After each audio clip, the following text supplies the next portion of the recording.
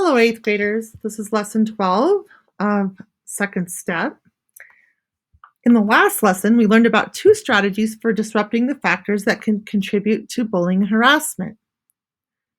Can you remember what those are? Remember, we talked about speaking up and starting a movement.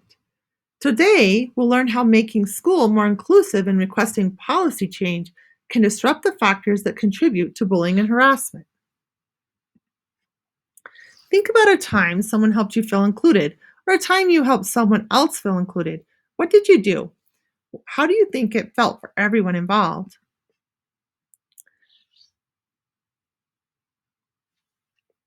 In the previous lesson, we learned how to speak up and start a movement to disrupt factors that contribute to bullying and harassment. Here are two more strategies you can use to help create a more positive school culture where bullying and harassment aren't tolerated. So, this one is called Making School More Inclusive. Welcome and help students you don't know. Start an open lunch table where anyone can sit, and promote kinder, more inclusive behavior whenever you can. This one is request a policy change. Challenge a school or class policy you believe contributes to bullying and harassment. It helps to think about these strategies in context. Let's look at some scenarios and decide which disruption strategy to use. Sadie and Samantha started a dance club at school. Sadie acts like she runs a club. She often makes mean comments about new members and ignores them or excludes them during club meetings. Samantha is frustrated and upset with how Sadie is treating people and taking over the club. What strategy could Samantha use to disrupt these social factors?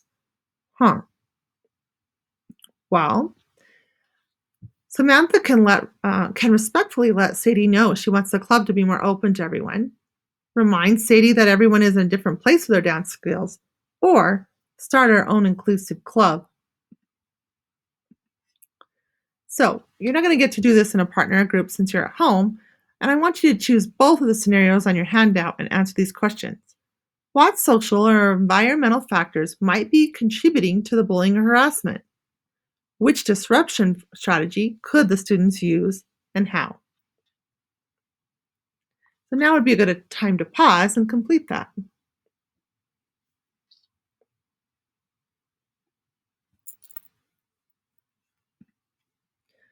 Okay, let's talk about the first scenario. Imani and Michaela notice a meme being circulated at their favorite social media app that depicts negative stereotypes of women. Pretty soon, many students at school are referencing the meme in the halls to make insulting jokes about women. How could Imani and Michaela disrupt the factors contributing to negative stereotypes about women? Some of your possible answers could have included the social factors are attitudes that it's a joke, people believe these stereotypes are true, therefore it's okay. And environmental factors could be students make jokes when adults aren't around, and you're anonymous when you make jokes online. A strategy could be request a policy change. Amani and Michaela could tell school leaders about the meme. They could request that teachers discuss the negative impacts of it in their classes and give consequences for making insulting jokes about women. Okay, now let's talk about scenario 2. Sarah and Dario notice that students grab or touch each other in unwanted ways in the stairwell. Staff are in classroom when it happens, and students don't know how to talk about it or who to talk about it. So, how could Sarah and Dario disrupt the factors contributing to unwanted touching in the stairwell? Some of your possible answers could have included the social factors that are underlying this could be belief that grabbing or touching is okay as long as you know the person. And an environmental factor that could be contributing to this are the grabbing and touching happens in a place where school staff aren't present. A strategy to disrupt it could be request a policy change.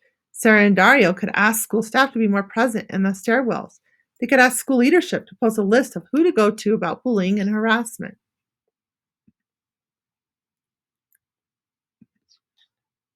So, in the next lesson, you'll create a plan to disrupt factors that contribute to bullying and harassment at your school. Think about what factors you want to change. List 2 social factors and 1 environmental factor that you feel contribute to bullying and harassment at our school. We've learned 4 different ways to disrupt factors that contribute to bullying and harassment. In the next lesson, you'll use everything you learned in this unit to create a plan to disrupt bullying. All right, guys, finish up your answers, upload to Google Classroom